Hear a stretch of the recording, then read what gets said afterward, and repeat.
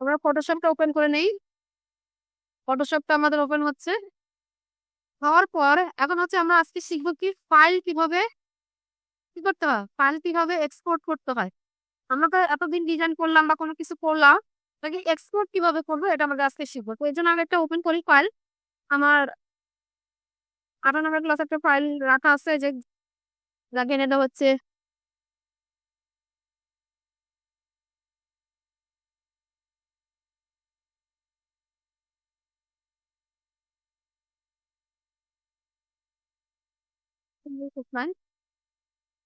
ওই যে কয়েকটি এখানে এই ফাইলটা আমি মনে করেন আমি ডিজাইন করছি বা কিছু একটা করছি। হ্যাঁ, এই ফাইলটাকে আমি কিভাবে এখন এক্সপোর্ট করবো সেটা মেন কথা হলো, আমাদের কি করতে হবে, এই ফাইলে থাকা অবস্থা আমাদের ফাইলে যাব। যাওয়ার পর এখানে দেখেন এক্সপোর্ট অপশন আছে। এক্সপোর্ট এর পর দেখেন এখানে কুইক এক্সপোর্ট অ্যাজ ইমেজ। ঠিক আছে, আবার এক্সপোর্ট অ্যাজ পিএনজি। আপনি যদি পিএনজি তে এই এই ডিজাইনটা এক্সপোর্ট করতে চান তাহলে এটা এখানে ক্লিক করে সাথে সাথে এক্সপোর্ট হয়ে যাবে। ঠিক আছে, এখন আপনি যদি চান যে আপনি পিএনজি তে করবেন না, আপনি হচ্ছে জেপিজি তে করবেন, কুইক অ্যাকশনে রাখবেন, তাহলে এর জন্য কি করতে হবে, আমাদের এডিটে যাব, প্রেফারেন্সে যাব, এখানে দেখেন এক্সপোর্ট অপশন আছে। এখান থেকে আপনি পিএনজি সেট করা আছে বলে আমাদের ওই জায়গায় দেখাচ্ছে, আপনি এখানে জেপিজি সেট করে রাখতে পারেন। তাহলে কোয়ালিটি কোন কত দিবেন, কোয়ালিটি এখানে আমি 100% দিলাম, ওকে। এখন দেখেন আমি যদি ফাইলে যাই, এক্সপোর্টে যাই, যাওয়ার পর দেখেন কুইক এক্সপোর্ট আজ জেপিজি হয়ে গেছে, তাই না? তাহলে আমি এটা জেপিজি তে কনভার্ট করবো। তাহলে এভাবে আপনি কি জেপিজি তে কনভার্ট করতে পারেন। মনে করেন এখানে কি নাম দিল, লোগো মতো, তখন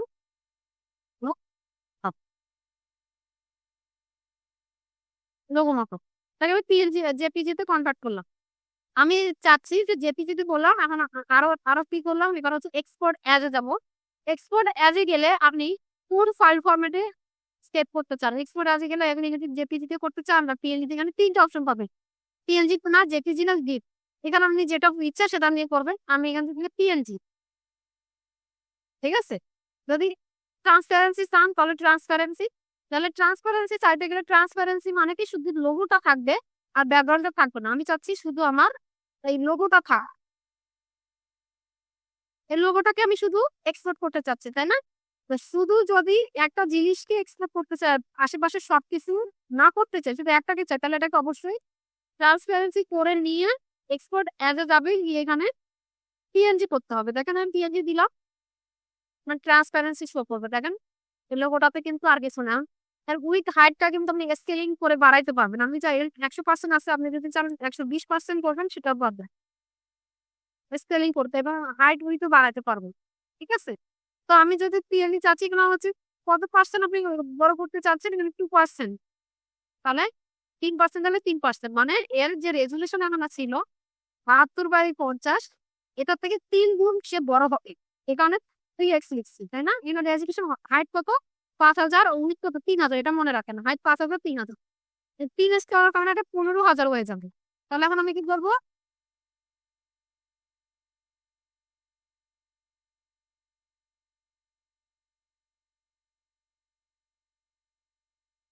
সবকিছু এখানে এক্সপোর্ট অপশন দেন, এক্সপোর্ট অপশনে গেলাম, কি হলো,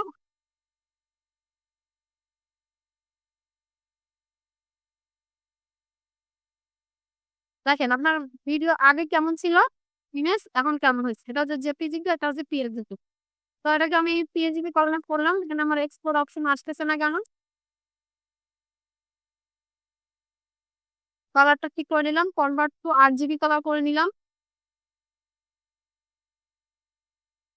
এটাকে আমি 1x করে রাখি, এটা হচ্ছে 3x করতে দিচ্ছে না। ঠিক আছে, তাহলে 2x পর্যন্ত এক্সপোর্ট করতে দিচ্ছে, কিন্তু 3x নেওয়ার কারণে আমাদের এক্সপোর্ট করার এই অপশনটা ওপেন হচ্ছে না। আমরা 2x এ কনভার্ট করবো, তাহলে এক্সপোর্ট করবো, এটা হচ্ছে কি, লোগো প্রকাপ, যেহেতু পিএনজি ফাইল এটা। আচ্ছা পিএনজি তে করলাম, পিএনজি তে কিন্তু আমার হচ্ছে এক্সপোর্ট হচ্ছে।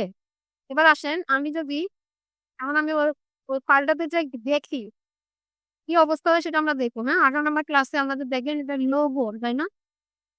এটা মেবি না না এটা না। আমি মানে জিনিসটা ইয়ে করে নিই, তাহলে লোগোটা দেখতে পারবো। এই যে এখানে এন্ডিং করে আছে যে পিএন, মানে পিএনজিতে পড়ছে, এবার সেবার সত্য করে দিন।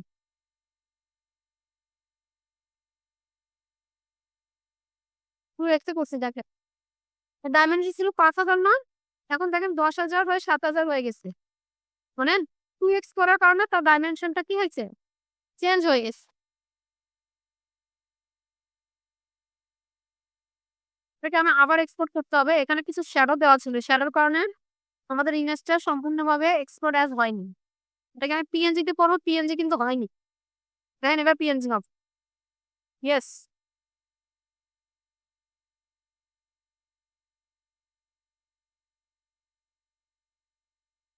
তাই যে এবার কিন্তু সঠিকভাবে পিএনজি হয়েছে। দেখেন এর পিছনে কিন্তু কিছুই না। আমি যদি এটা কি করি, আমি যদি এটা এখন ওপেন করি, এখানে সবগুলো ওপেন করে দিই, ব্যাকগ্রাউন্ড দিয়ে দিয়ে এটাকে যদি আমি এখন প্লেস করি, যে আমি পিএনজি কে ওপেন করলাম, সেটাতে শুধু এই লোগোটাই পাবো, আর কিছু পাবো না। দেখেন এই লোগোটাই শুধু আছে। এটাকে বলা পিএনজি ইমেজ, যে ইমেজে কোনো পিছনে ব্যাকগ্রাউন্ড থাকে না। ঠিক আছে না? পিএনজি ইমেজের অবশ্যই মনের মাথায় রাখতে হবে যে পিছনে কিছু রাখা যাবে না। যে জিনিসটা দরকার শুধু সেই জিনিসটাই রাখতে হবে। দেখেন আমার পিএনজি তে কনভার্ট হয়ে গেছে, একটা লোগো লোগো আসছে। তারপর এবার আসেন, কেন থাকা অবস্থা পিএনজি তে করলাম, জেপিজি তে করলাম, ফাইলে যাব, একইভাবে এক্সপোর্টে যাব, এক্সপোর্টে অ্যাজে গিয়ে এখানে আপনার যে ফাইল ফরম্যাট দরকার সেইভাবে এটা নিয়ে কাজ করবো। 2x দরকার হলে, রেজলিউশন বেশি দরকার হলে 2x দিবেন।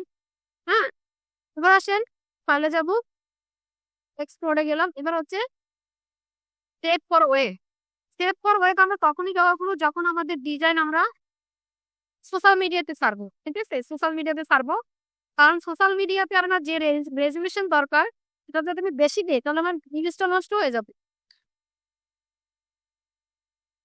কারণ লোড হচ্ছে, আমরা হচ্ছে এখান থেকে যখন সোশ্যাল মিডিয়ার জন্য আসলাম, ওখানে আপনি যখন ইয়ে করবেন, এখানে হচ্ছে দেখেন জেপিজি হাই কোয়ালিটি পারবেন, জেপিজি লো, জেপিজি মিডিয়াম, পিএনজি আর পিএনজি 24। আবার গিফ ফাইল বুঝেন তো, জি ফাইল বুঝার, ওই যে যেগুলো হচ্ছে অ্যানিমেশন হয় সেটা আর কি। তো এর এখানে যদি অ্যানিমেশন করি না, এদের অ্যানিমেশন ফাইলে করার প্রয়োজন নাই। আমরা এখানে হাই কোয়ালিটি দিলাম জেপিজি।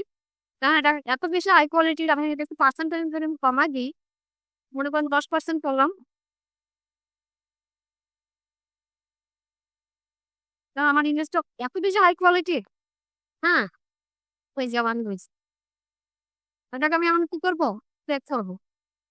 সেভ করে ওয়েবে গিয়ে সেভ করবো। আমি কোথায় রাখছিলাম আমি ফাইল ফোল্ডার, এখানে আমি সেখানে যাব। এখন আমি এটা সেভ করে দিলাম, এখানে সেভ করুন। অলরেডি বলতেছে তোমার এই এই নামে ফাইল আছে, তো আমার নামটা চেঞ্জ করে নিতে হবে।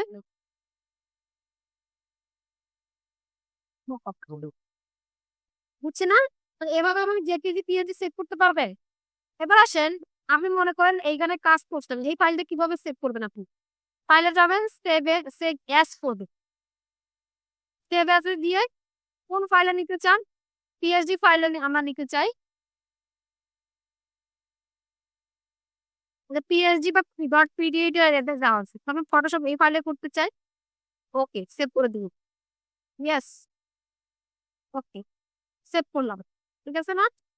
এবার আসেন এই ফাইলটা আমি আরো কিছু ফাইল ফরম্যাট নিতে চাই, তাহলে এটা কি করতে হবে আমার? এক্সপোর্ট থেকে তো এগুলো করলাম, ওগুলোর কাজ শেষ, আরো বিভিন্ন নাই, ওইটার জন্য ওটাই ক্যান্সেল দিই। এবার আসেন এক্সপোর্ট অ্যাজ আবার যাই, এক্সপোর্ট অ্যাজ থেকে পিএসডি নিলাম।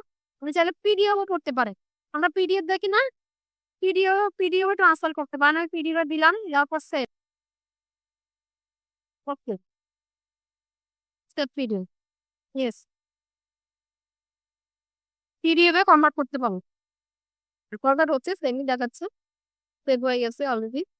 এবার আসেন ফাইলে যাব,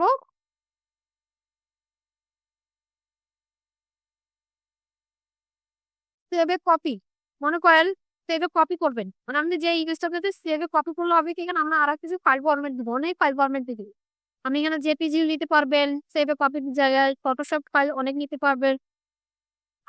এই যে আমরা হচ্ছে এই ফটোশপ জিপিএস ফাইলটা দেন, এই যে ইপিএস ফাইলটা আমরা কি জন্য নিব? আমরা ইলাস্ট্রেটরে কাজ করার জন্য। এই ফাইলটা না নিলে আমরা ইলাস্ট্রেটরে কিন্তু ফাইল আমরা ওপেন করতে পারবো না। ঠিক আছে, আমি এটা দিলাম, দেওয়ার পর সেভ করলাম। হ্যাঁ, ইনক্লুড সব আমরা ইনক্লুড করে দিলাম।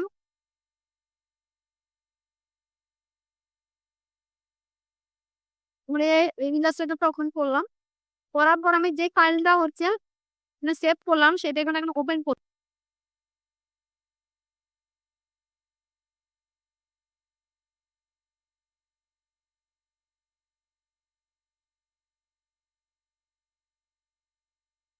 এই ফাইলটা আমি সেভ করছি না, এআই ফাইলে, ডিপিএস ফাইলে, এটা এখন আমি এখানে ওপেন করতে পারবো। তাহলে আমি পিএলজি ফাইল কিন্তু আপনি আবার ইলাস্ট্রেটর ওপেন করতে পারবেন, ইলাস্ট্রেটরের ফাইল আবার ফটোশপ ওপেন করতে পারবেন। প্রত্যেকটার ফাইল ফরম্যাট আলাদা আলাদা, তাই না? আমি যদি এখন পিএলজি ফাইল ওখানে গিয়ে সেভ করি, ওপেন করি, সেটা কি ওপেন হবে? হবে না। উইন্ডোতে যাবো, যাই লেয়ারের দিকে কি অবস্থা দেখেন, এখানে আমাকে একটু লেয়ার করে দেয়, এটা পুরোটা ইমেজ হিসাবে ধরছে। হ্যাঁ, পুরোটা ইমেজ হিসেবে ধরছে, কারণ আমরা সেটিং এর সময় ইনক্লুডেড সবগুলো একটু করে দিছিলাম। আবার যাই ফাইলে গিয়ে সেভে কপি করি, না ইপিএস ফাইলটা আমি এখান থেকে নিলাম।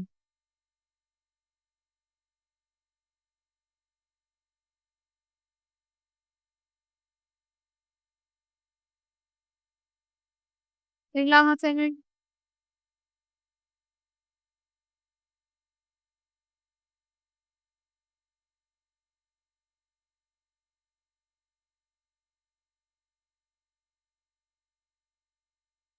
করলাম, করে আমরা আবার করতে ফাইলটা কি অংশ রেখে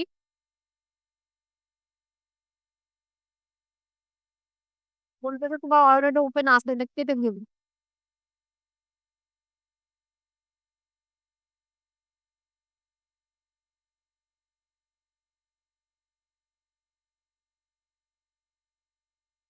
সবগুলো একটা লেয়ার হিসেবে ধরছে। হ্যাঁ, এটাকে আমাদের লেয়ার গুলোকে আলাদা আলাদা করে নেওয়ার লাগছে, একটা লেয়ারে চলে গেছে, এখানে একটা লেয়ারে কনভার্ট হয়ে গেছে। এখানে দেখেন, এখানে প্রত্যেকটা লেয়ার একটা লেয়ার হিসেবে সে নিয়ে দিচ্ছে। এতটুকু বুঝছি না? এভাবে আমরা আমাদের ডিজাইন গুলোর ফাইল গুলো এভাবে ফরম্যাট করবো, যেই ফাইল আমাদের নেওয়া দরকার সেই ফাইল আমরা কনভার্ট করে নিবো। হ্যাঁ, তাহলে এতটুকুই আমাদের ইয়া। আর মনে করেন সব সময় ফাইল সেভ করবেন, কোনো ফাইল ওপেন করার সাথে সাথে কিন্তু সেভ করবেন, আমরা একটা নতুন ফাইল নেবেন। হ্যাঁ, ফাইলের নাম দিলাম মনে করেন হ্যারিটস,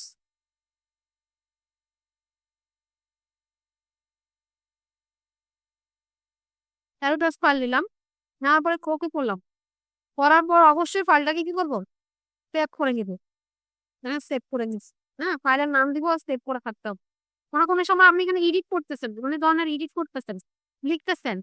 হ্যাঁ, এমন সময় হতে পারে যে আপনার কারেন্ট চলে যেতে পারে। সব সময় ফাইলটা এরকম থাকা অবস্থায় মাঝে মধ্যে গিয়ে এখানে সেভ দিয়ে আসবেন। হ্যাঁ, সেভ দিলাম, মনে করেন একদম ফাইলটা সেভ করবো, পিএসডি তে করবো ও সেভ। বুঝছি, ফাইলটা অবশ্যই সেভ করে রাখবো। মনে করেন আমি আরো এডিট করছি এখানে। হ্যাঁ, এখন আমি আবার যাবো, ফাইলে এখানে সেভ ক্লিক কন্ট্রোল এস দিলে হয়ে যাবে, অথবা মাঝে মধ্যে কন্ট্রোল এস দিবে, কন্ট্রোল এস। কারণ আমরা তো প্রতিনিয়ত লিখতেছি, আপডেট হচ্ছে, আপডেট হচ্ছে। তবে যদি মাঝে মাঝে কন্ট্রোল এস দেয়, তাহলে আপনার ডিজাইনটা সেভ থাকে। কোনো সময় কারেন্ট চলে গেলে কি হবে, ওই ডিজাইনটা পুরোটা হারা হয়ে যাবে। যতটুকু পর্যন্ত সেভ করছেন ততটুকু থাকবে, আর বাকি যে জায়গাগুলো সেভ করেন না সেগুলো আর খুঁজে পাবেন না। মাঝে মধ্যে কন্ট্রোল এস দাও, কাজ করবে, ডিজাইন করতে করতে মাঝে মধ্যে কন্ট্রোল এস দিয়ে কাজ করবে। বুঝছি?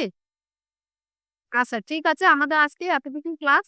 আশা করি সবকিছু বলা হয়েছে, সব গাইডলাইন ফলো করবেন, আর হচ্ছে ভালো কিছু করার চেষ্টা করবেন, প্রচুর চেষ্টা করবেন।